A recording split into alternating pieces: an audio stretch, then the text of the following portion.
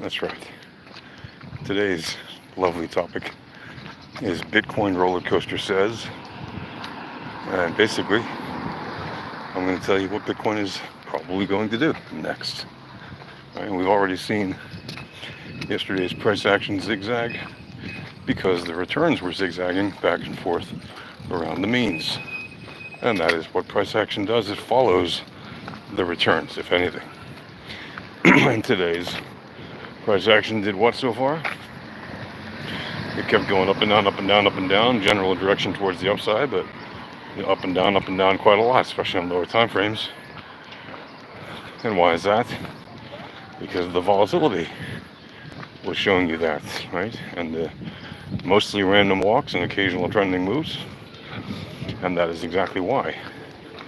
Right? And if you look at the news, quote unquote, and see that the Fed Chair Jerome Powell gave some talk at 10 a.m. Eastern Time, well, that is not an indication of anything. That is just a silly news story that people will fill in the narrative later. But if you look at the actual VEP setup, and I said it during our live stream on Alpha Trading, I told the people who were listening before that news, hit, before he did his talk. I said, look at the volatility setups before the talk and see what happens when he talks. And exactly on cue, 15 minutes before his talk, volatility on the 15-minute time frame was low. On the 1-minute time frame it was higher, but on the 15-minute it was low across a couple of the lengths, and was set up as well as it was bull div on the returns oscillators and on the entropy oscillator.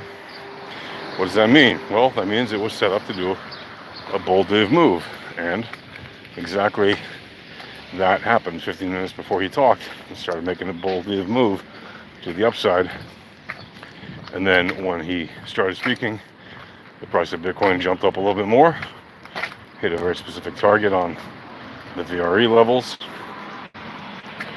for a good candle on the 15 minutes, and then what happened? Came back down again on the very next candle as the asset exited to a random walk, and switch of the correlations and the volatilities go from upside to downside, and that's exactly what happened. And that is the exact same kind. That's the exact kind of roller coaster I'm talking about. We've seen a lot of those moves today. It goes up a little bit, comes right back down. Goes up a little bit more, comes right back down. And yes, it's been walking up on the day. And if you look at the daily AVRs, you'll see it's very mixed on the volatility reads. Why? Well, because the different lengths are giving you different information. So the short length is telling you it's likely to go to the upside. The middle length is saying flat, and the long length is saying down. And so that makes for great scalping on lower time frames. Right? It's just the general picture of the higher picture is telling you, the higher time frames picture is telling you that it's a good opportunity to get in on lower time frame entries and exits. Right? Basically, you're going to have a lot more occurrences of opportunity when you have mixed volatility reads like that, right? When they are all in one direction or all in the other direction, or all flat, right? The third direction, then you're going to usually have less occurrences of opportunity, or you're going to have to be faster to get them, because you won't necessarily have as many hills and valleys as you do on a day with mixed volatility when you look at the lower time frames. So what is it likely to do next? Well, next it is likely to do whatever the VEPS tells you it's likely to do, and that's why we keep an eye on the VEPS. Right? We don't just assume it's going to do this or that, but I can tell you, if you look at the higher time frames, right, well, we still see that the RMLRs are still continuing to the downside, and we see that the returns are beginning to level off, and over the next week or so we should see some kind of a leveling off that is significant, and it might be as early as next week, but it could take some more time. It could take till the end of July or sometime in August, maybe even September, before we start to see a significant move back to the upside.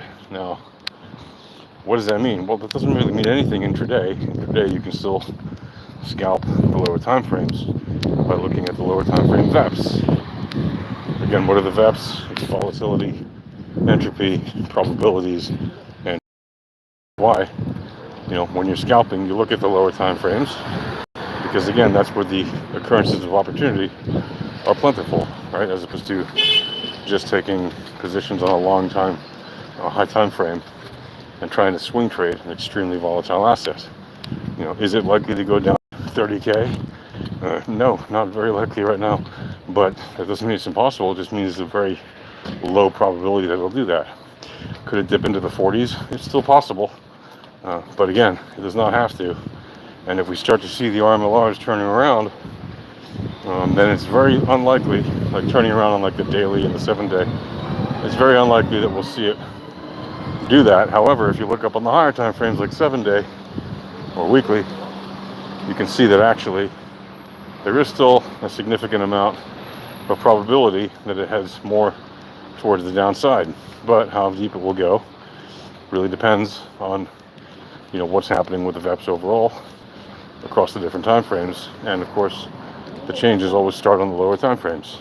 The higher time frames have more weight, if you will, more gravitas, but the lower time frames are where the changes start. So keep an eye on that. And yeah, that's it for now. Happy trading.